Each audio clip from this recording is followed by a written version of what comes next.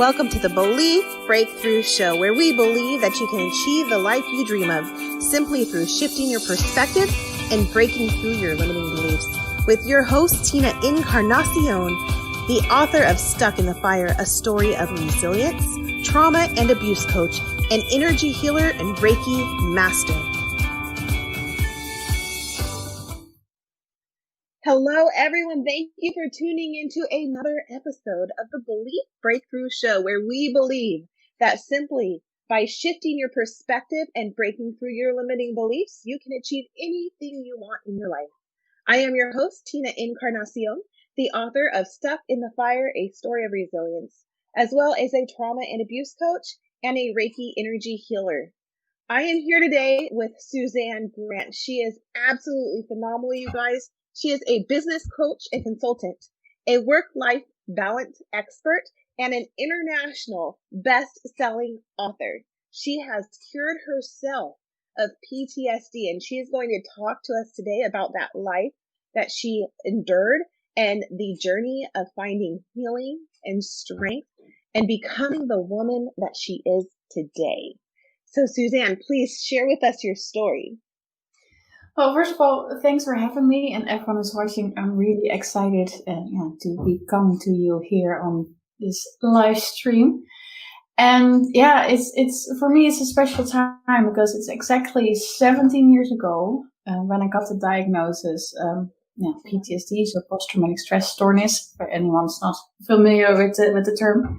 And I was 17 at the time, so it's exactly 17 years later now that we're talking. So I'm not talking about a quick fix, because we're really talking about a 17-year transformation from where I am now, from where I was 17 years ago. And, well, first of all, as you can hear by my accent, I'm not originally from from tonight is Scotland. I'm from the Netherlands, hence the Dutch accent, because, you can still hear it.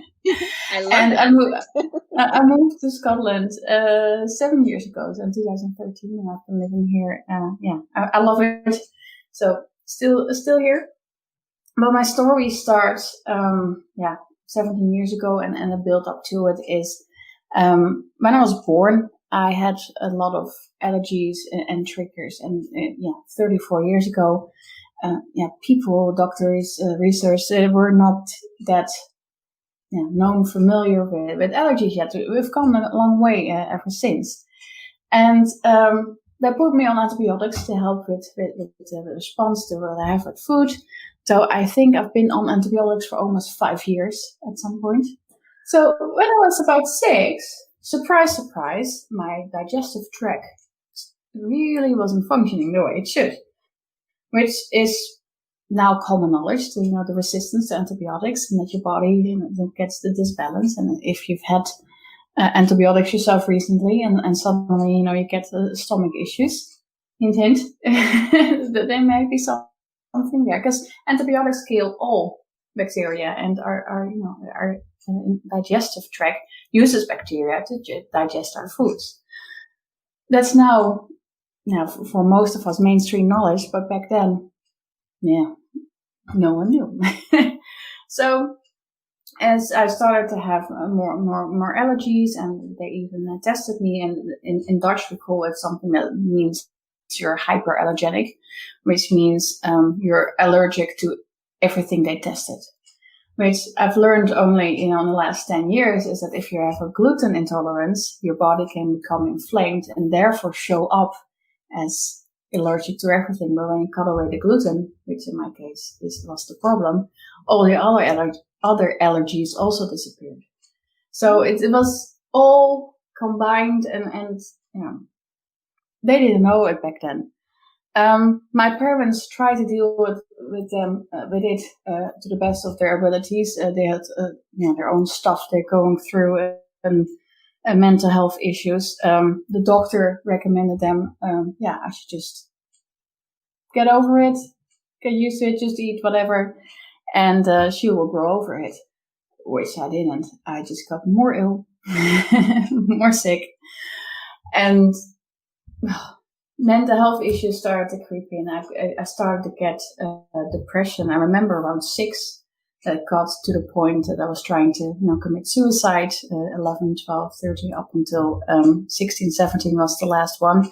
Just because I was just that miserable. I just didn't want to anymore. It's not like I wanted to end my life as in, I just wanted the pain to stop. I wanted the misery to stop, if that makes sense. And with this balance with my parents, that it got even further. So you're talking about abuse. My mother one day decided to inappropriate touch my body for whatever reason. I think in English that's called assault, a technical term. But yeah, it's just boundaries being crossed constantly, and me being ignored on my body, my authority, on my own intuition, because I knew what to eat. Yeah, it wasn't allowed, because in the Dutch culture, you eat bread for breakfast, you eat bread for lunch, you eat pastas, pizzas, or veg at night. But basically, everything was gluten. Yeah, if you're allergic to that, not gonna help. So everything effectively snowballed in a point where I felt it was either die where I was, or leave and hopefully survive. And I made that choice together with support through school. I got, shelter, that kind of place to stay. And effectively was homeless for 9 months, sleeping on couches, beds from friends and my family. I did have a support system, luckily, that was possible. So I wasn't homeless as in on the street in a cardboard box kind of thing. In that same time, I managed to get my high school diploma, the degree as well. And then I got the diagnosis of PTSD. And I was seeing a psychologist at the time. But the technique she used was called EMDR. I don't know if you're familiar with it, but it's I think it's eye movement, something repetition. But it's based on if you're traumatized by something, the emotions, the way your body responds is just really intense by just remembering it, and by allowing yourself to controlled remember stuff, you can decrease the effects of the intensity effectively. But my trauma was just it wasn't not so good moment here, not so good moment there, not so good moment there, and all of that made me traumatized. But it wasn't one specific moment that was like horrible for me. It's so, for example, if someone saw a loved one get hit by a car, or was in a war, in bombs, loud, that kind of thing, because that's one moment. And for me, it was all the moments combined. That was too much. Mm-hmm. So she told me at some point, "You're beyond help. There's nothing we can do for you anymore." Which I found odd, because if you can't help me, okay, fair enough, fine, but my PTSD there, turned into complex PTSD, which effectively is uncurable. You're doomed for the rest of your life, and you're 17, 18, and that's you done. Bye. What? And for me, who I am, I was like, no, come on. There must be something we could do. So I went through different therapists. I kept trying just to find my way, because I just believed that, if you're 17 or 18 years old, your life's not over. It's not. It's not. And it took me, I think, the fourth psychologist. He was really good. He managed to help me decrease, deflate, whatever it was. And in that same time, I also looked more and more into the combination into gut health, as in I said in the beginning, where you're talking about the antibiotics and the effect it has through the people I was with in that time. I started looking into minerals, vitamins. We tested anything under the moon to see what I had deficiency and things. So for me, it was mostly magnesium, I was short of, and I know many of us are. So if you're talking about a female health, period health, it's magnesium is usually the first one to use to anyone could benefit from. And from there, it was not until the birth of my first daughter where the birth itself for me wasn't traumatic, but I learned a lot about the difference between the culture here in Scotland versus the Netherlands. And that's when I was called to start supporting women. And it's then after she was born, I realized that yes, I was managing with the PTSD. You got your tricks, you got your skills, but it's still like it's manageable. And I was 27, 28 at the time. It's nice, it's manageable, but I felt we could do one more better.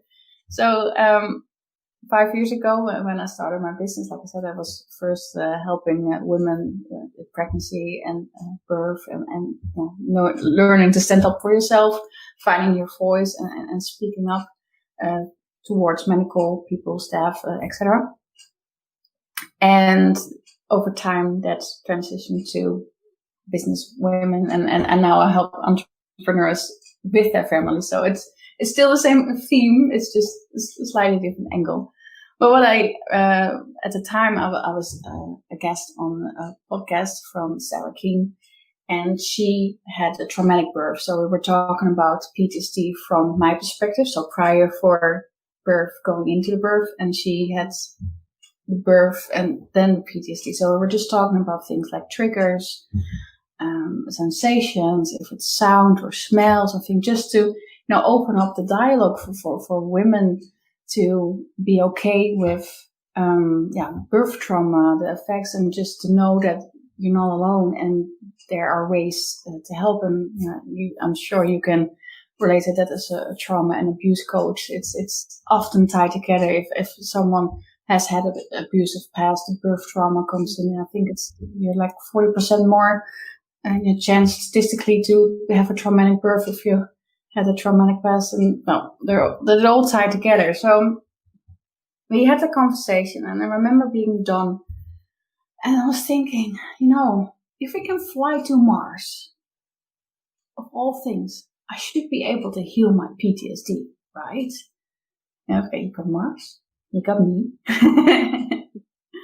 And it just seemed like if we can get to Mars, we can help me, it's that. And that for me, the mindset, the shift that there happened in that moment is that I became open to the possibility that I could potentially find a way. So it wasn't like, oh, I can do this. This from not being able to cure something that's been told is chronic for the rest of your life to, it was just that step to, you know what?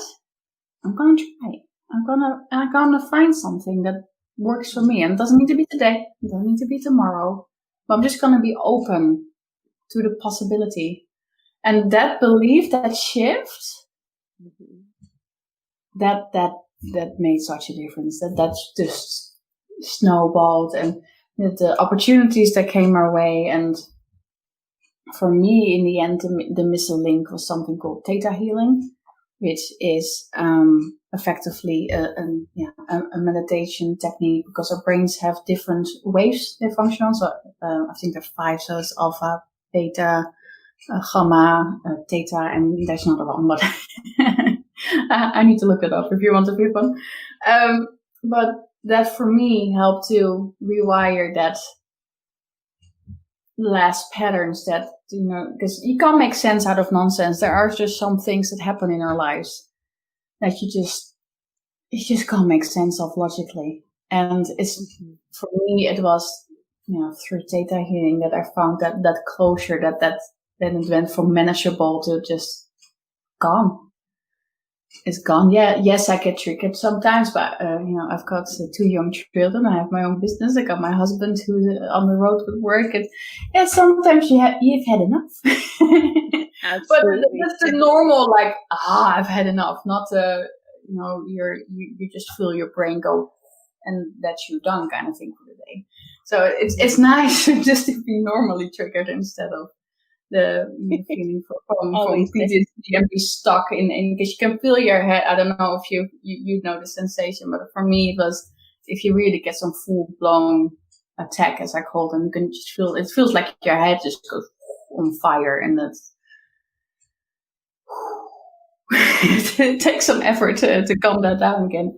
So it's from that whole journey from the effects of for me nutrition, not getting enough what I need from food, to effectively not having the right support growing up. Like I said, my parents did their best, but not exactly what I needed, and combined that with the lack of knowledge effectively 20 or 30 years ago on allergies, especially gluten intolerance and stuff like that, it created for me the problem. And like I said, it was a combination for me for gut health versus hormonal versus brain.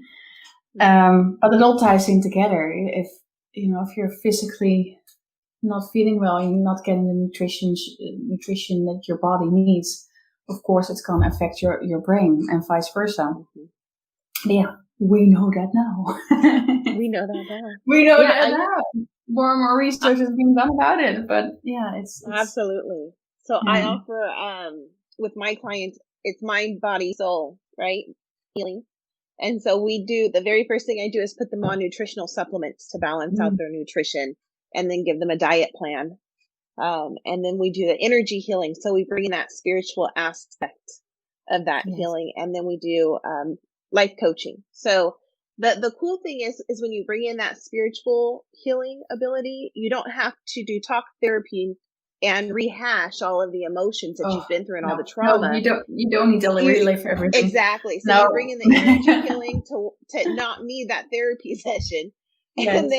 And then you do the life coaching. So you focus on moving forward in life instead of what's in your past. And so I completely understand what you're saying when it's all of it combined. Now you said that in order for you to completely heal, there was a lot of spiritual work that took place. You said, pulling that God energy in and allowing it to do the work. What did that look like for you? Well, personally, I don't refer to it as God energy, but just because of my family's genetics. God is like, so I would just say the universe or something, but it's the same thing. It's just wording. So for me, it's I think most term I use is source energy. So source, God, source, however you want to call it. As a potato to potato. Right. Potato. My accent, you can't hear it anyway. But in Theta, you actually get taught how to call in that energy and connect yourself with the pure energy. And for me, it literally is just white light. And like you said, if you're talking about energy work, because of our experiences and the way our bodies are designed to work, we store information. So if stuff happens, you can pull it up. Imagine it's your computer, it's your hard drive, and the next time you need more information, here's that file. Let's go into the situation responding the exact same way, even though it's completely not relevant, but my brain thinks it is. And